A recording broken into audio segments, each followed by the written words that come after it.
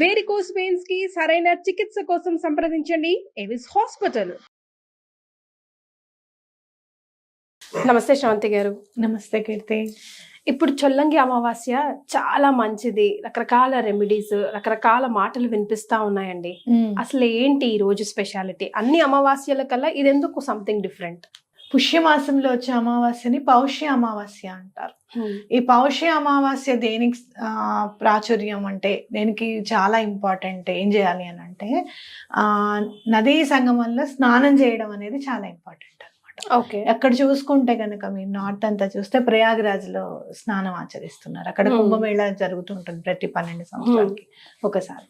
ఇక్కడ మనం ఇంకా చాలా అదృష్టవంతులు ఏంటి అంటే, మనకి చక్కగా గోదావరి నదీ తీరంలో చొల్లంగి అనే ఊరు ఉందన్నమాట. ఓకే. ఆ చొల్లంగి అనే ఊరు ఏంటనంటే, అక్కడ తుల్య భాగాన్ని అంటే గోదావరి నది 7 పాయలుగా విభజించబడింది.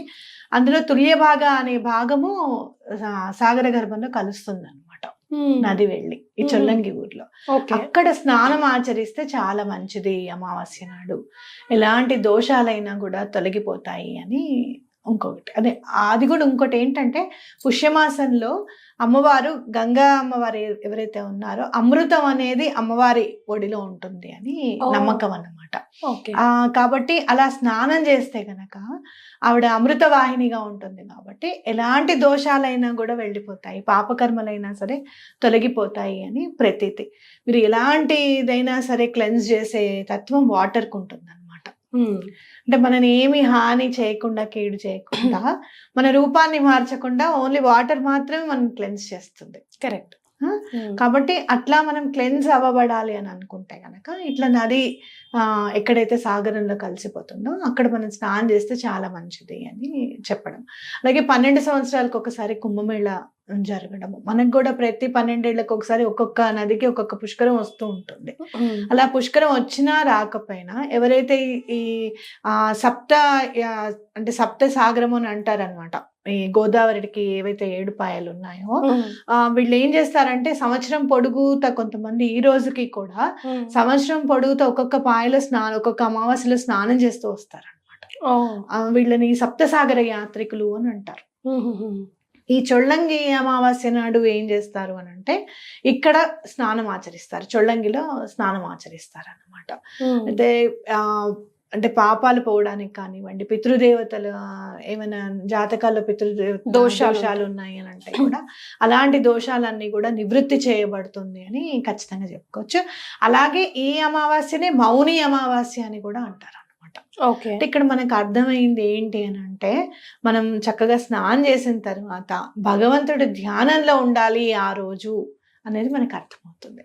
అలాగే మీరు ఏం చేసినా కూడా నెక్స్ట్ డే నుంచి మాఘమాసం కాబట్టి మీరు ఏం చేయాలనుకున్న ఇంపార్టెంట్ పాయింట్స్ ఏమైనా మీ జీవితంలో ఇప్పటి వరకు మొదలు పెట్టేవి ఏమైనా సరే ఆగిపోతున్నాయి. కొంతమంది ఇల్లు కట్టుకుందాం అనుకుంటారు, ఆగిపోతూ ఉంటుంది. వివాహం చేయాలనుకుంటూ ఉంటారు, మంచి సంబంధం రావట్లేదు. అలాంటి వాటి అన్నిటికీ కూడా ఆ దోషాలన్నీ నివృత్తి అయిపోయి ఈ సంవత్సరం మాకు ఈ కోరిక తీరితే కనుక నెక్స్ట్ వచ్చి మేము చొల్లంగిలో స్నానం ఆచరిస్తాము అని చెప్పి ఒక చెంబులో నీళ్లు తీసుకొని ఆ నీళ్లు చూస్తూ గనక మీరు కోరుకుంటే ఎటువంటి పరిస్థితుల్లోనూ ఆ కోరిక నెరవేరుతుంది. ఓకే. మీరు ఎక్కడన్నా గంగమ్మ కాశీకి వెళ్ళారనుకోండి, మీకు ఏమైనా ప్రాబ్లం ఉందనుకోండి, ఆ గంగని చూస్తూ ఆ ప్రాబ్లం చెప్తే ఎటువంటి పరిస్థితుల్లోనూ ప్రాబ్లం సాల్వ్ అవుతుంది. చెప్పిన వెంటనే విత్ ఇన్ 1 month లోపల సాల్వ్ అయినవి చాలా ఉన్నాయి. 3-4 days లో సాల్వ్ అయ్యే ఉన్నాయి. నేను ఇదే మాట కాశీకి వెళ్ళినప్పుడు నాకు చెప్పినప్పుడు నేను దండం పెట్టుకున్నాను. అలా విజయవాడలో ఒక పని ఉండింది అనమాట. చాలా బాధ పెడుతూ ఉండింది ఆ పని నన్ను. ఈ బిజీ షెడ్యూల్ అయినా సరే మార్నింగ్ వెళ్ళి నైట్ వచ్చి మళ్ళీ నెక్స్ట్ డే మార్నింగ్ వెళ్ళిన సందర్భాలు కూడా ఉన్నాయి. అలా వెళ్ళినప్పుడు అక్కడ కృష్ణమ్మ ఎవరైతే ఉంది గంగమ్మే కదా కదా, అక్కడ కృష్ణమ్మకి దండం పెట్టుకొని పని అయ్యేటట్టు చూడమ్మా ఖచ్చితంగా అని అనుకుంటే ఆ నెక్స్ట్ డే వెళ్ళినప్పుడు ఆ వర్క్ కంప్లీట్ అయింది.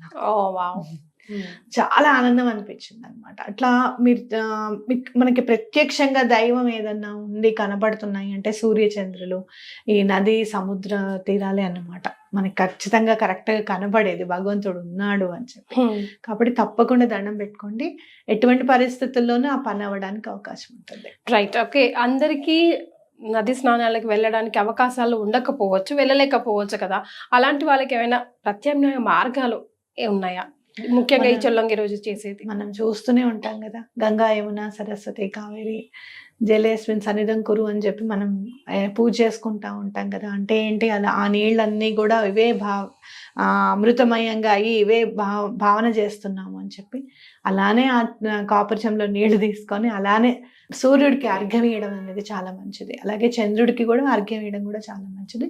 అలానే నీళ్లు తీసుకొని భగవంతుడికి దండం పెట్టుకొని, ఏదైనా కూడా ఎక్కడున్నా గంగమ్మ తల్లే కాబట్టి దండం పెట్టుకొని చేయడం అనేది చాలా ఇంపార్టెంట్. ఈ రోజున ఎవరిని పన్నెత్తి మాట అనకుండా ఉండడం చాలా ఇంపార్టెంట్. తిట్టకుండా ఊరూరికి నోట్ బారేసుకోవడం, వాళ్ళ గురించి గాసిప్స్ చెప్పుకోవడం, ఇవన్నీ కూడా ఈ రోజు నుంచి మేము త్యజిస్తాము. ఆ రోజు ఒక్క రోజు అని కాదు, ఈ రోజు వాళ్ళ నుంచి త్యజిస్తాము ఇవన్నీ అని చెప్పి. కొంతమందికి మాట్లాడద్దు అనుకుంటూనే ఉంటారు, ఎవరైనా నలుగురు కనపడంగానే స్టార్ట్ అయిపోతాయి అన్నమాట ఇంకా గాసిప్స్.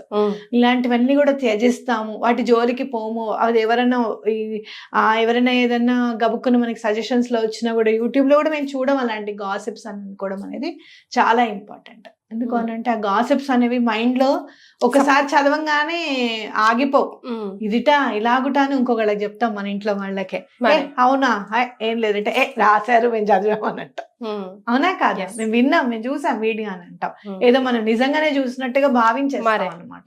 కాబట్టి అలాంటి వాటికి దూరంగా ఉంటాము అని చెప్పి దండం పెట్టుకోవడం అనేది కూడా చాలా ఇంపార్టెంట్. మనం అనుకుంటాం కానీ ఈ చిన్న చిన్న కరెక్షన్స్ పెద్ద పెద్ద ఇంపాక్ట్ మనకు తెలియకుండా లాంగ్ రన్ లో ఇస్తూ ఉంటాయి కదండి. చాలా లైఫ్ లో చిన్న చిన్న చేంజెసే కాబోలు ఎదుటి వాళ్ళని హర్ట్ చేయకపోవడం, మనకి బాధ అనిపిస్తే సైలెంట్ గా అలా ఉండిపోవడము, అవి కూడా చిన్న చిన్న చేంజెస్ చాలా ఇంపార్టెంట్. మనం అనుకుంటాం ఏముంది లేదు దాంట్లో అని అనుకుంటాము.